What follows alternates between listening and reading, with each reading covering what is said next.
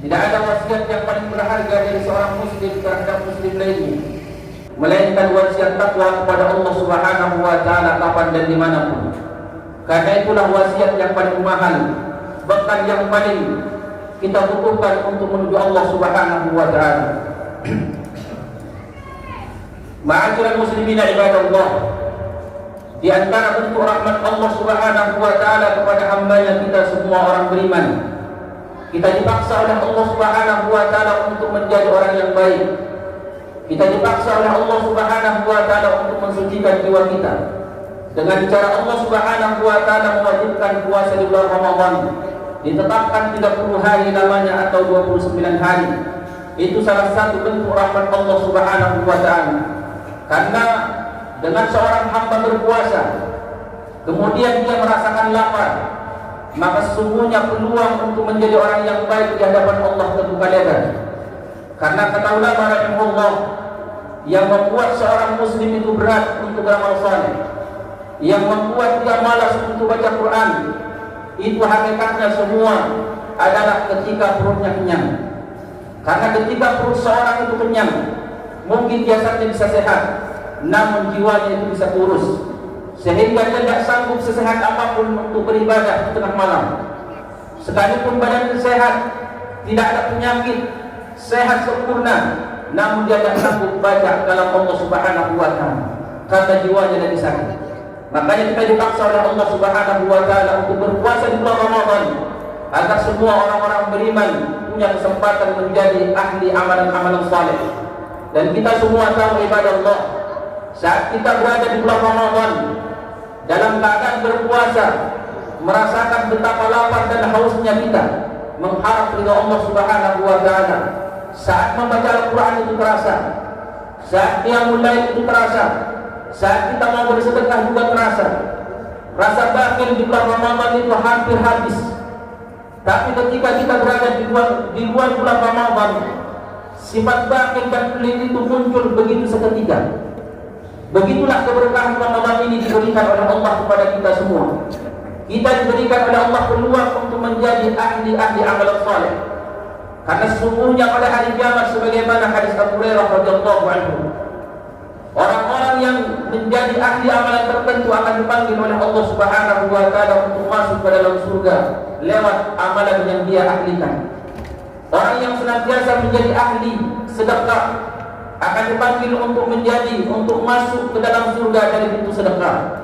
Begitu juga orang yang senantiasa melaksanakan qiyamul lail, kemudian salat-salat wajib yang lainnya, sehingga dinilai oleh Allah Subhanahu wa taala menjadi ahli salat, dipanggil oleh Allah Subhanahu wa taala masuk ke dalam surga lewat pintu salat. Begitu juga orang yang senantiasa cinta dengan ibadah puasa, diperintahkan oleh Allah dipanggil untuk masuk ke dalam surga lewat pintu Ar-Rayyan. Maka ibadah Allah, kita berusaha di bulan Ramadan ini bahwa diri kita ini sukses. Saat kita merasakan beratnya qiyamul lail, beratnya kita untuk berdiri melaksanakan sholat tarawih, maka bayangkanlah kita dipanggil oleh Allah Subhanahu wa taala pada hari kiamat untuk masuk surga lewat pintu Ar-Rayyan. Saat kita lagi malas untuk baca Quran, maka semangati diri kita. Kita bayangkan kita lagi dipanggil oleh Allah Subhanahu wa taala untuk masuk surga karena amalan qiraatul Quran kita. Saat kita lagi malas dan pelit, berat untuk bersedekah, maka bayangkan ibadah Allah, nama kita pada hari kiamat dipanggil oleh Allah, nama kita dipanggil oleh Allah untuk masuk ke dalam surga disebabkan karena sedekah yang kita rutinkan dan kita dinilai oleh Allah menjadi ahli sedekah, sehingga kita diizinkan oleh Allah nama kita dipanggil untuk masuk ke dalam surga lewat pintu sedekah. Ma'asyiral muslimin ibadallah, seorang muslim sekali lagi harus pandai-pandai memotivasi dirinya. Jangan kita bayangkan kita masuk ke dalam bulan Ramadan itu sebuah kegagalan, tapi bayangkan semua kesuksesan. Syukur-syukur kalau kita menjadi ahli berbagai amalan di bulan Ramadan, sehingga kita seperti posisi Abu Bakar yang diberikan kabar gembira oleh Nabi sallallahu alaihi wasallam bahwa dari 8 pintu surga ada kelompok hamba-hamba Allah Subhanahu wa taala yang diizinkan dipanggil oleh Allah untuk masuk ke dalam surga lewat pintu mana saja yang dia mau, karena dia menjadi ahli di semua amalannya. dan tidak menutup kemungkinan kita juga termasuk di dalamnya ibadah Allah. Yang penting di bulan suci Ramadan ini kita perbaiki sangka kepada Allah Subhanahu wa taala. Kita bayangkan bahwa kita ini sukses mengamalkan qiraatul Quran, qiyamul lail, bersedekah. Jangan kita bayangkan sebuah kegagalan. Karena ketika seorang muslim sudah membayangkan dirinya gagal di bulan Ramadan, maka itu pertanda dia berurusan kepada Allah Subhanahu wa taala. Dan Allah di hadis Qudsi menyebutkan ibadah Allah, ana inda dhanni abdi fa in khairan fa khairun wa in syarrun fa syarrun. Saya sesuai persangkaan hamba. Kalau dia membayangkan, mempersangkakan yang baik, dia sukses di bulan Ramadan, saya berikan kesuksesan. Tapi barangkali apabila seorang hamba mempersangkakan buruk, berusaha kepada Allah, maka itu yang saya berikan kepada dia. Begitulah Allah Subhanahu wa taala memotivasi kita hamba. Memang ibadah Allah, secara jasad kita capek baca Quran, secara jasad kita capek yang lain berdiri lama. Namun ibadah Allah, capeknya kita beribadah kepada Allah, capeknya kita menahan hawa nafsu untuk tidak gigir, untuk bersedekah, capeknya kita baca Quran, capeknya kita berpuasa, capek itu semua akan berakhir ibadah Allah. Bahkan Nabi SAW mengabarkan bahwa semua kecapean yang dirasakan oleh seorang hamba saat dia beribadah akan dia lupakan. Akan dia lupakan, bukan sekedar hilang dan berakhir, tapi dia lupa kalau dia pernah bercapek-capek beribadah kepada Allah Subhanahu wa taala. Di dalam satu hadis yang diriwayatkan oleh Imam Muslim rahimahullah dari seorang ulama tabi'in Ibnu Aslam al-Bunani, beliau bercerita, kata David, saya pernah mendengar hadis dari seorang sahabat Anas bin Malik radhiyallahu anhu. Anas bin Malik mengatakan, saya mendengar Rasulullah sallallahu alaihi wasallam pernah bersabda, kata Rasulullah, yukta bi'an'ali ahli dunia. Hari kiamat Allah Subhanahu wa taala akan mendatangkan seorang hamba yang paling kaya hidupnya waktu di dunia, yang paling nyaman, sehat, tidak pernah sakit, dan tidak pernah merasakan dalam hidupnya kesengsaraan dan kemiskinan. Semuanya diberikan oleh Allah dunia. Namun sayangnya ibadah Allah min ahli nar, dia termasuk ahli neraka. Kenapa? Tidak pernah dia merasakan capeknya beribadah kepada Allah. Hamba tersebut tidak pernah merasakan capeknya qiyamul lail. Hamba tersebut tidak pernah merasakan capeknya haus dan berlapar-lapar berpuasa di siang bulan Ramadan. Apa kata Allah Subhanahu wa taala? Kata Nabi sallallahu alaihi wasallam, kita bisa bayangkan ini orang yang paling kaya. Bisa jadi dari umat-umat sebelum kita, bisa juga dari umat Muhammad, kita tidak tahu. Yang penting Nabi sallallahu alaihi wasallam menyebutkan itu orang yang paling kaya, paling nyaman hidup.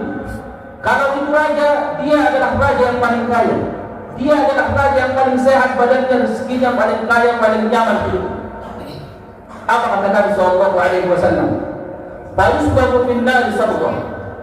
Allah Subhanahu wa taala akan membuat dia lupa bahwa dia pernah mengalami, menikmati semua kenikmatan dunia. Dengan cara apa? Dicelupkan sekali celupan ke dalam neraka. Hamba tersebut orang yang paling nikmat hidupnya waktu di dunia, namun tidak pernah bercapek-capek beribadah kepada Allah, dicelupkan sekali pada hari kiamat ke dalam neraka, kemudian dikeluarkan oleh Allah. Kemudian dia ditanya, ya ibn Adam, hal ra'aita khairan qat? Hal marra bika ni'mat na'imun qat? Wahai anak Adam, wahai fulan, pernah tidak kamu merasakan nikmat waktu hidup di dunia? Pernah tidak kamu merasakan hidup nyaman waktu di dunia? Pernah tidak kamu merasakan kekayaan, kemewahan waktu di dunia? Apa kata dia ibadah Allah? La Allah ya, demi Allah saya tidak pernah merasakan itu semua. Subhanallah. Dia bukan sekedar berakhir kenikmatannya, tapi dia lupa. Dilupakan dengan sekali celupan ke dalam neraka ibadah Allah. Ini balasan orang yang tidak pernah mau bercapek-capek beribadah kepada Allah. Namun sebaliknya ibadah Allah, Nabi juga memberikan kabar gembira buat kita semua. Wa yu'ta bi asyaddin nasi bu'san fid dunya, dan Allah Subhanahu wa taala juga akan mendatangkan hamba Allah Subhanahu wa taala di dunia paling miskin. Musibah silih berganti, kefakiran, ibadallah orang ini karena hidupnya capek beribadah kepada Allah Subhanahu wa taala capek. Siapa yang tidak capek qiyamul lail? Ya, jasad kita capek ibadallah, namun jiwa kita sehat dan bergembira. Setiap kali kita banyak ibadah yang kita lakukan, kita rasakan ada ketenangan, kenyamanan. Sekalipun jasad ini capek, sudah tidak sanggup lagi. Memang kata ulama rahimahullah, apabila seorang muslim jiwanya sudah mengejar surga, maka jasadnya akan dia seret-seret. Artinya apa? Cita-citanya mengejar surga tidak seimbang dengan kekuatan tubuhnya, sehingga tubuhnya dia paksa untuk qiyamul lail. Orang ini bercapek-capek ibadah, dia ditimpa kemiskinan, musibah silih berganti. Orang yang paling melarat, kata Nabi, orang yang paling melarat. Kita bayangkan, ini orang yang terakhir melarat. Tidak ada orang yang paling miskin, yang paling banyak musibah yang dia dapatkan waktu di dunia melebihi dari orang ini. Bisa jadi dari umat sebelum kita, bisa jadi juga dari umat Muhammad, karena Nabi hanya mengabarkan perkara yang baik. Namun ibadallah min ahli jannah, dia waktu di dunia karena bercapek-capek beribadah kepada Allah juga, sekalipun dia miskin melarat, dia bercapek-capek beribadah kepada Allah. Akhirnya apa? Faris qausallatan fil jannah, dia juga dicelupkan sekali celupan ke dalam surga. Kemudian dia keluar, ditanya oleh Allah Subhanahu wa taala, ya ibn Adam, hal marra bika bu'sun qat? Hal ra'aita shiddatan qat? Wahai anak Adam, wahai fulan, pernah tidak kamu merasakan kesengsaraan waktu hidup di dunia? Pernah kamu merasakan capek hidup di dunia? Pernah melarat? Apa kata dia? La wallahi ya Rabb, demi Allah tidak pernah. Saya tidak pernah dalam hidup saya di dunia mendapatkan kemelaratan. Tidak pernah saya mendapatkan musibah. Semuanya nikmat hidup saya. Subhanallah. Nabi SAW mengabarkan, lupa dengan kecapean yang dia lakukan waktu di dunia. Mahaibatullah, Al-Imam Al-Auzali rahimahullah ta'ala menyebutkan, man aqala qiyamal lail khaffafa Allahu anhu al-qiyam fil mahsyar yaum al-qiyamah. Barang siapa yang menahan dirinya bersabar untuk berlama-lama qiyamul lail, maka Allah Subhanahu wa taala akan meringankan bagi dia huru-hara pada mahsyar ketika dia diberdirikan 50.000 tahun. Karena Allah Subhanahu wa taala berfirman, wa minal laili fasjud lahu wa sabbihhu lailan tawila inna haula'i yuhibbuna al-ajilata wa yadharuna yawman thaqila wa yadharuna wara'ahum yawman thaqila. Wahai Muhammad, kata Allah, kalau sudah tiba waktu malam, kamu selesai melaksanakan sholat isya, maka laksanakanlah berlama-lama qiyamul lail, karena sesungguhnya ada di belakang kamu satu hari yang sangat dahsyat dan berat.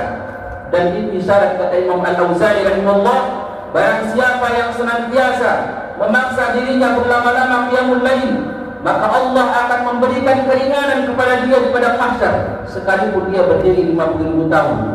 Ma'asyiral muslimin ibadallah, barakallahu li wa lakum fil Qur'anil karim wa nafa'ani wa iyyakum bima fihi minal ayati wadh-dhikril hakim, fastaghfiruhu innahu huwat tawwabur rahim.